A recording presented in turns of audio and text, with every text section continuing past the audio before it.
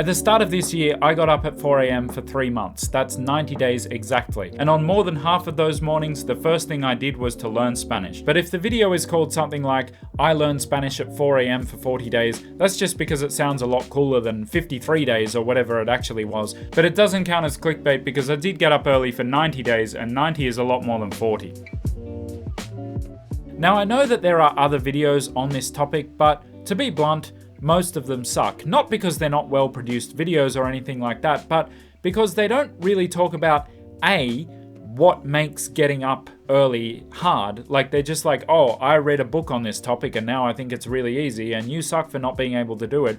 Or B, why you may want to or not want to actually do this. So this video is for people who feel that they may be more productive people in the morning, but they're always going to bed too late to get up and take advantage of that, because that's the problem that I was trying to fix. Until recently, I had one of the worst sleeping patterns that you can imagine. I'd finished up at a job that often required me to wake up at 4:30, and from that I'd rebounded into sometimes only going to bed at 3 or 4 a.m. and only getting a few hours sleep before having to get breakfast for my 2-year-old. On days like that, I'd then justify an afternoon coffee for myself, only to find that 1 a.m. would roll around and I'd still be up, and so the cycle continued. I wasn't a night owl. I used to call myself that, but I figured out quite a while ago that a night owl likes going to bed late, and I didn't like it. It's just that I found the act of going to bed extremely easy to put off. And when you think about it, going to bed later than you intend to is really just a form of procrastination, just like you procrastinate on assignments or work. The difference between those things and sleep is that we feel that sleep has an elastic deadline, which means that sleep is probably one of the most procrastinated upon activities in the entire Western world, or at least in the top 3, along with eating healthily and exercise. When I started thinking about how much my lack of quality sleep was affecting my life, I thought back to the job that had me leaving the house at 5 and how I'd never had this problem while doing that job. I was keeping a good and productive routine that saw me waking up with plenty of energy, only to go and spend that energy on something that I didn't care about and didn't really necessitate it anyway. These days I have the privilege of making these videos that hopefully help you to learn a new language, and it did take me a while to get there, but I now understand the importance of what's called comprehensible input. If you're new here, what that is taking in the language in a way that makes some amount of sense, in a way that you can understand to some extent.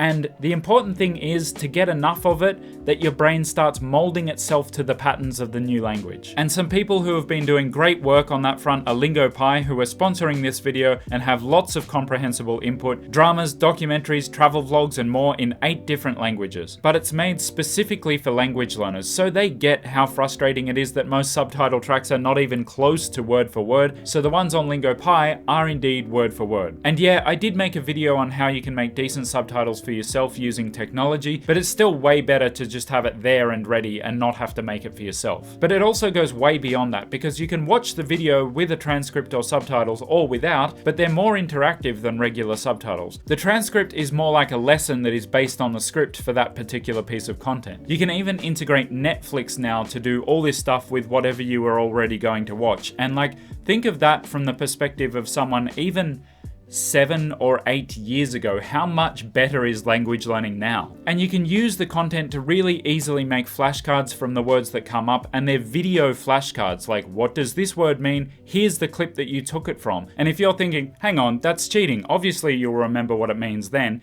Exactly. Flashcards are meant to be easy to remember. That's when they work better. It gives you a similar effect to, say, watching the same movie 50 times in a row, but without actually having to do that, because what sort of an idiot would want? I'm going to talk more about this later in the video, but for my first month of getting up early, I made this incentive for myself where all I had to do, like my only rules, were that I had to be up and out of bed before 5 and have watched one single video on LingoPie before I did anything else. And it was even allowed to be from the kids section, which meant that the videos could be like 6 minutes long. So it worked really well, because on the few mornings that I really didn't want to get up, my own rules made me feel so lazy. Like, 4:50 and I want to stay in bed, but my better judgment would yell into my ear saying, "Really, Lamont, you can't watch 6 minutes of kids television? That bar is too high for you?" And then I'd be like, "Okay, fine, I'll watch one video, but then I'm having a coffee." But then during that video, I'd often be like, "Hey, what's this series?" So it worked well, because once I was even just a little bit awake, my curiosity would take over. And there are tons more features for every kind of person. Like, some people really want to track the amount of time they've spent learning, so there's a tracker. Some people are competitive, so there's a leaderboard. There's a section just for music, a section just for kids. There's honestly too much to mention, so check out LingoPie for yourself using the 7-day free trial, link in the description, and thanks to LingoPie for making this video possible. So at the end of last year, I realized that if I was able to keep a regular sleep pattern for my old job and consistently wake up with more energy, I must be able to do the same thing for myself. The only thing that had changed between the time that I had that job and now was a set time that I needed to be at work. Thankfully, I can often take artificially imposed challenges quite seriously. Like, if ever I think I can do something, but someone else bets me that I can't do it for the reason that they genuinely believe that I can't, then I will probably win that bet. I am quite good at using my pettiness to my advantage. So I decided that it was ridiculous to let my old employer get my best, most energetic self, but not give that same energy back to myself. So I announced on this channel that at least for the first 50 days of the new year, I would be getting up at 5 a.m. or earlier. And in short, it worked. According to this omniscient chart on my wall, I was up before 5 a.m. for the first 90 days of this year. And you might be thinking, 5 a.m.? That's not 4 a.m. Hey! This guy's a great big phony! But although, yes, the hard limit was 5 a.m., the reality was much more often between 3 and 4 a.m. And while we're on that, let's go through the rules.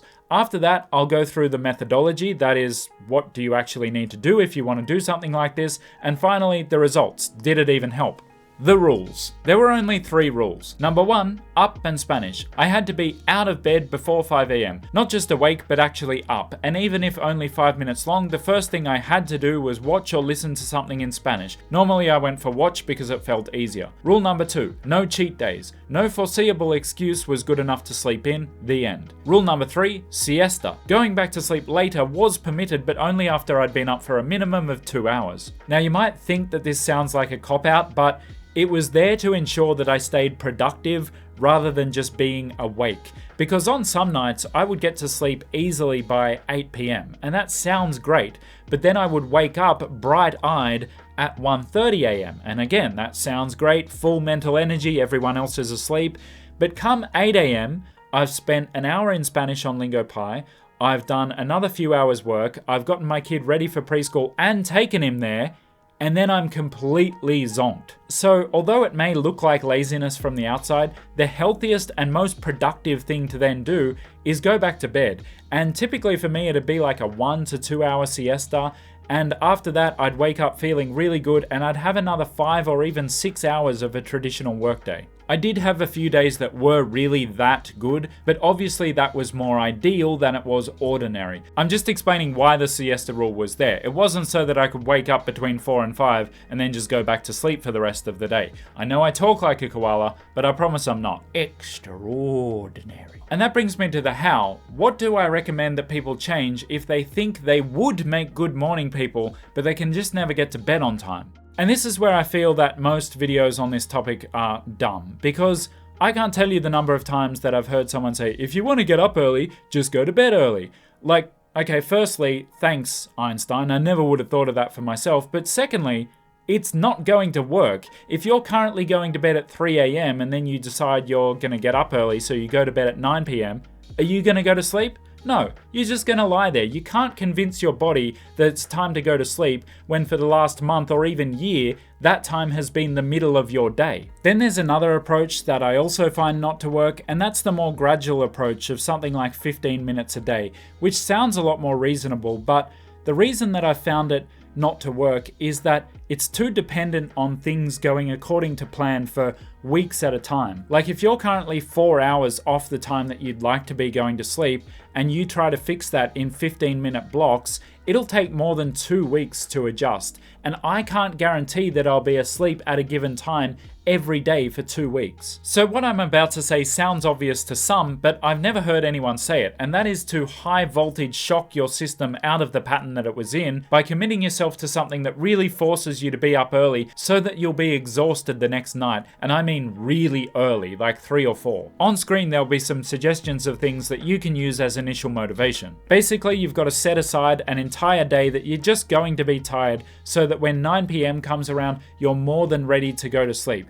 If you have the chance to get out in the sun, go for a run, or even just a walk, that will help immensely. Stay off the caffeine entirely. I know it's the time that you feel you most need it, but essentially you want to make it your job that day to ensure that you're exhausted and ready to go to sleep that night. Because if it works, and I normally find that it does, even just 3 days later after going to bed early and getting up early, you'll find that your productive output has more than made up for that day that you sacrificed. So that day is a bit like a sacrifice fly in baseball, except that instead of getting 1 run out of it, you might get like 15.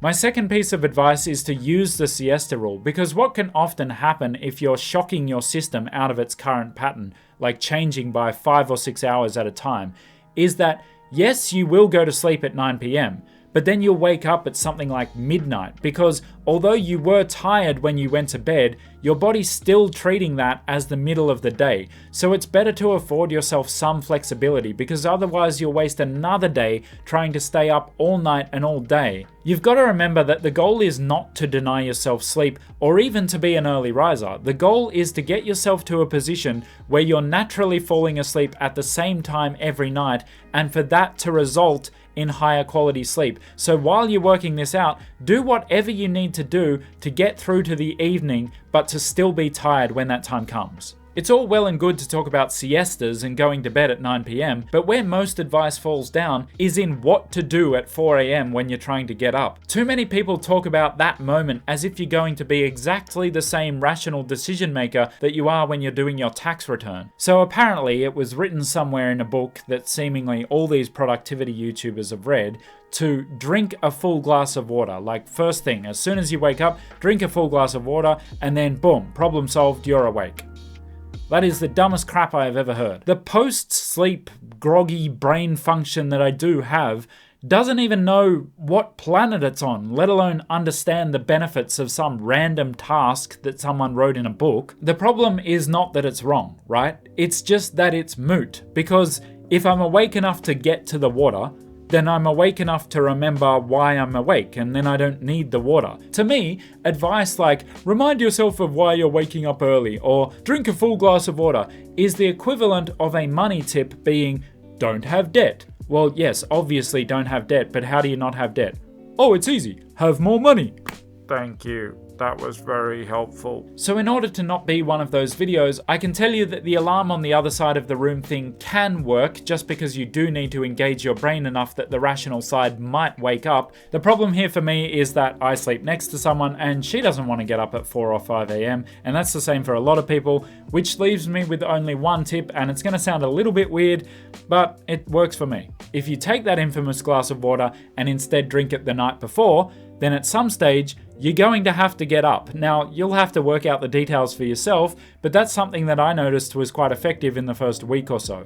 A lot of people get up in the middle of the night to use the bathroom. That's not uncommon at all. And if you're trying to make yourself wake up much earlier than normal, and then you happen to go to the bathroom at like 2 or 3 a.m., I find it easier to just stay up. That's why my average time for the 90 days was 4, because although there was some 4:45, 4:50, there was a lot more 3 o'clock, 3:30, sometimes even 2 o'clock.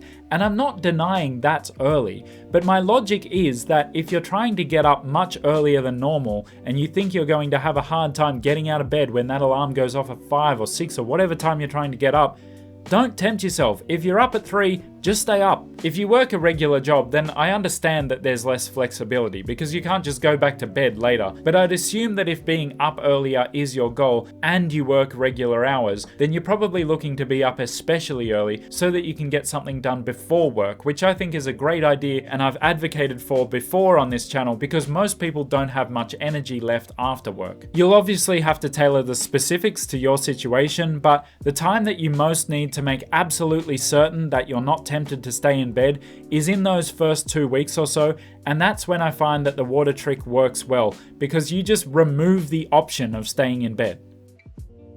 And that brings me to the results. What were the pros and cons of doing this, and what did I actually do with the time? I said at the start of the video that I learned Spanish on about 50 of the mornings, but I don't know for certain. I know that it was every day in January, so that's 31 there, but I want to make sure that I try to paint a realistic picture, because there are certain activities that, these days especially, are just regarded as superior, basically. You know the sort of stuff I'm talking about. Reading, working out, meditating, learning languages, but it's not nearly as romantic as it's often made out to be, even in my own videos. Like, the way I learned Swedish was maybe a little bit more romantic in that I just got obsessed with it, so I didn't want to do anything else. But when this channel became my job, learning languages became a part of my job.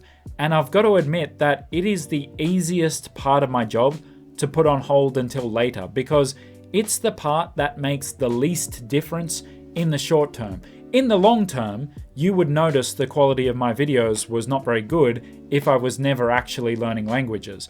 But for the short term, it doesn't really make any difference from one video to the next if my Spanish hasn't improved or if my Swedish hasn't improved. So in the same way that I find it hard to eat healthily because it doesn't really make any difference to right now, I also find it hard to sit down and spend an hour learning Spanish, because that's time that I could spend on more filming, more ideas, more editing, more thumbnails. So that's why I tried to do some Spanish every morning. That was the plan, but I only did so on about 50 of the mornings. The first 31 for sure, but after that I didn't keep track, and I would think that it was probably about 20 of the next 60 days. I did keep track of my total hours of Spanish this year, and I only got it to about 70 before I left for North America, which was about a third of what I was hoping for and only works out to like 45 minutes a day. The point I want to make is that while these kinds of habits that are touted as must-dos for anyone looking to succeed are good things, they're not going to fix all your problems. I did get up early for the entire 3 months that I said I would, and it was very effective in fixing my sleep issues. It's continued to help even since getting back from our trip, but it didn't magically give me the ability to study Spanish for 4 hours a day when I really only had between 1 and 2 hours a day to give to Spanish. When I look back through my activities for the 3 months, I saw that it wasn't that I didn't study Spanish for several hours that I could have done, it was that my schedule was full to the brim with stuff that I hadn't accounted for.